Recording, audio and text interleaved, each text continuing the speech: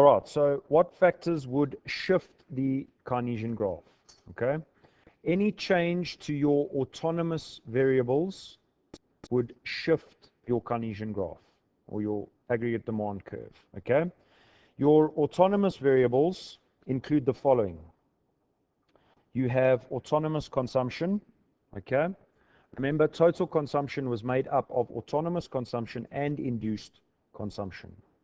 You have got investment, which is only an autonomous variable. You have got government expenditure, autonomous variable. Okay.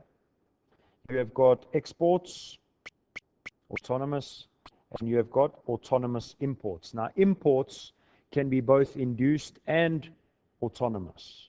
Okay. So in this case, you've got your autonomous imports. Now, if any of the following variables increase, we shift the curve upwards. Okay.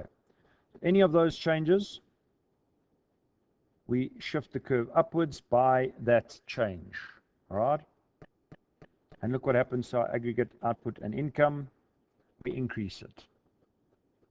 Now, autonomous imports, when we autonomously import goods and services, is that money spent on our production? When we import goods and services, do we spend that money on our production? Do we produce? No. Foreigners produce that money. Those goods and services. So, when imports increase, on the other hand, we would shift the curve downwards. Okay. And obviously, it would also work in the reverse.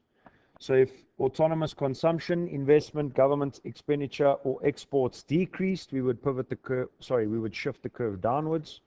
If imports decreased, we would shift the curve upwards. Okay.